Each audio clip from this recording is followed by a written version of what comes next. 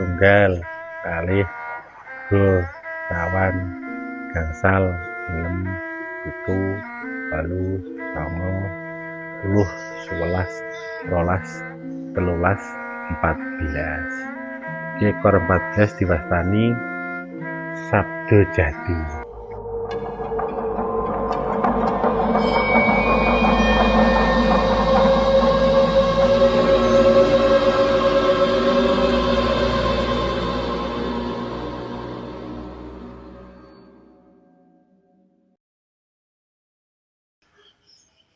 Assalamualaikum warahmatullahi wabarakatuh.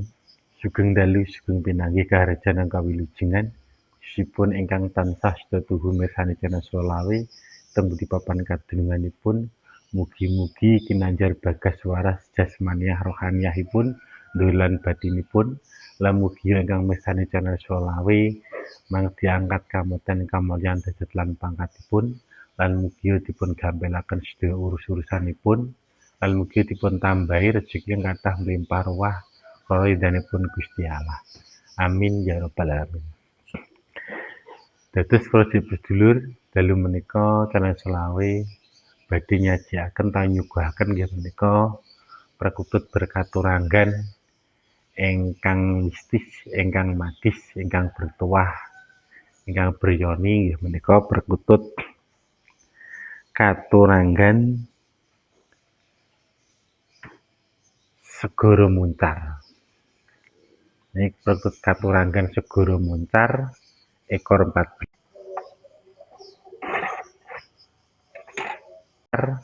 ekor 14. Saderenge dalem medharaken Perkutut Berkaturanggan Segara Muncar ekor 14 menika dalem badhe matur marang sebo cumantaka tengasane panjenengan sami badhe metek utawi gampil kamardikane sawetara badhe matur kanthi sak renerane penggalih.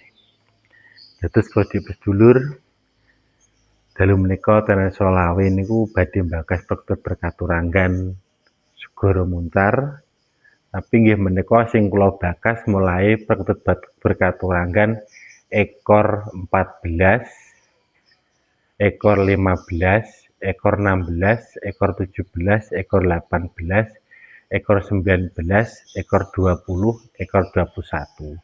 Niki nglajengaken nggih nika terusipun Perkutut Berkaturanggan mulai ekor 7 ngantos 13.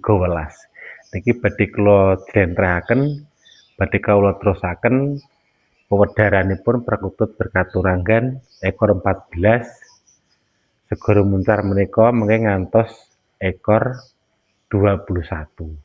Badhe kula jlentrehaken ngantos sedal-dalipun ngantos sak pemahamanipun kawula.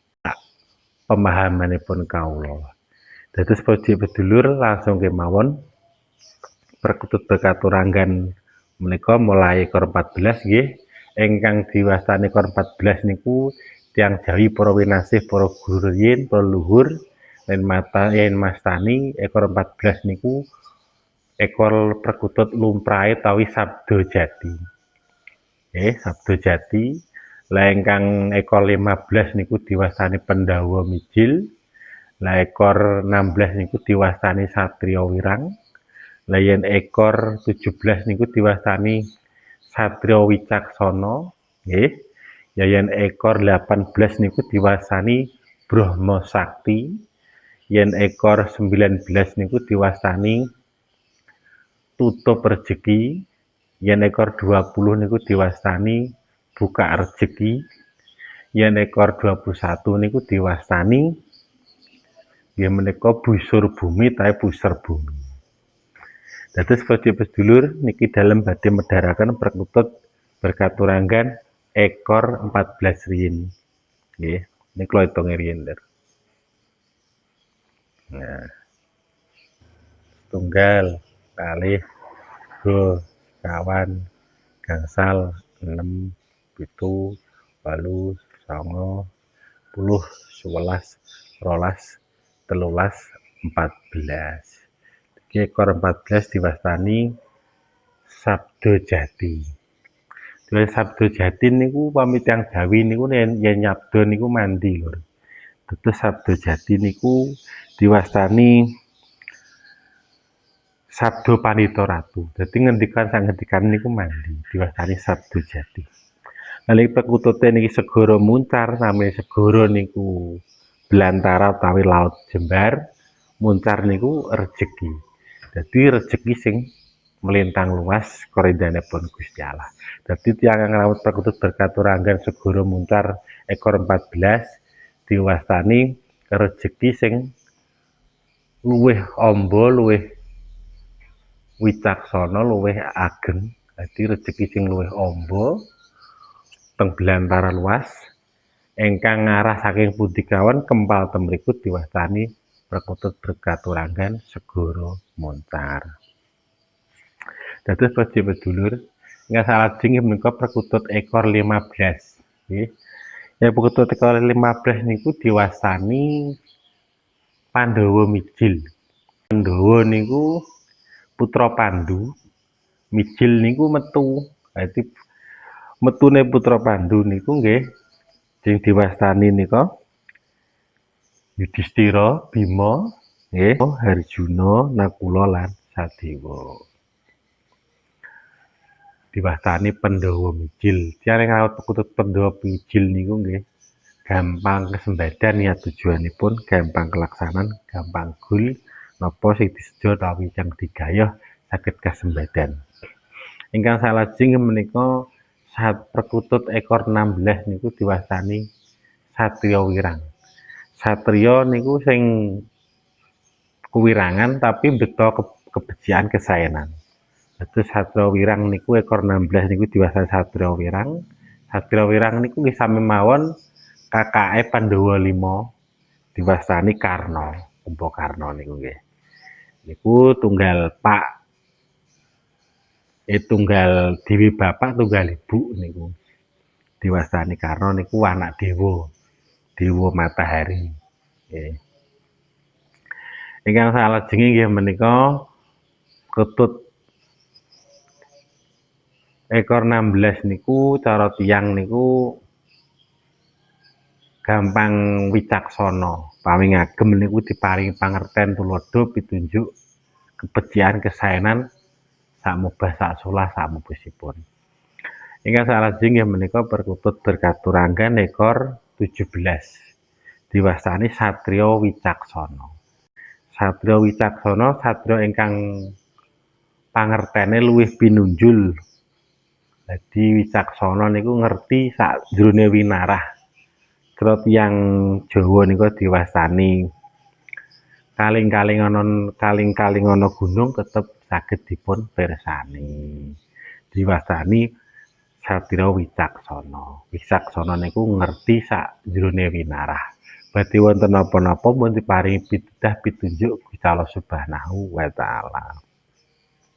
Ingkang salajengipun menika ekor 18 nggih. 18 niku ekor 18 diwastani Brahma Sakti. Brahma niku geni, sakti niku kuat. Dadi geni sing kuat. Dadi tiyang perkutut ingkang ngarep perkutut berkaturanggan Brahma Sakti niku tiyange niku sipate arogan, kuat, diwastani tiyang Jawi mboten pedas tapak paluning grindo. Dadi kebal wicaksana samudayanipun.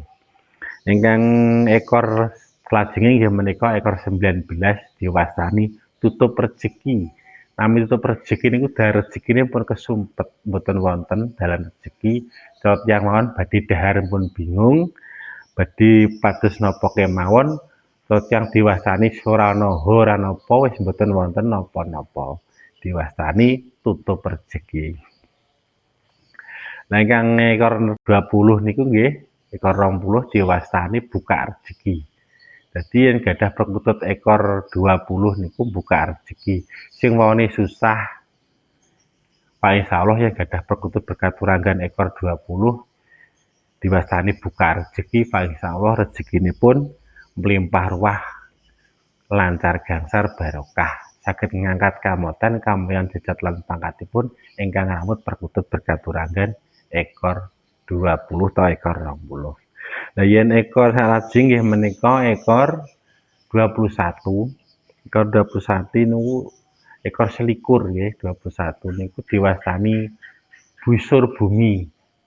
Busur niku anak panah, bumi niku nuju. Dadi busur sing mlampah teng arah teng bumi, pamit tiyang Jawi diwastani busur bumi. Teng titikipun. Dados tiyang niku yang ngrawuh perkutut berkaturanggan busur bumi ta busur bumi, fa insyaallah rezekine melimpah ruah kawontenipun Gusti Allah. Saged sak mlampah saking wetan rezeki, saking kidul rezeki, saking kulon rezeki, saking rezeki, rezeki pundi kemawon diwastani tiyang Jawa niku godhong mawon banyu isa ngweki leganing badan utawi legakno atine sedayanipun tiyang diwastani kebak rezeki gemaripah loh jinawe.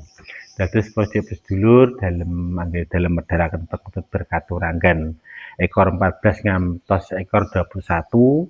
Sing ekor 14 menika nggih menika perkutut berkaturanggan segara muncar. Dados kula cekapi semanten para sedulur anggene kawula medharaken perkutut berkaturanggan pablih wonten atur katane kala kang sae saderenge dalem yen ngapunten sak kathah-kathahipun.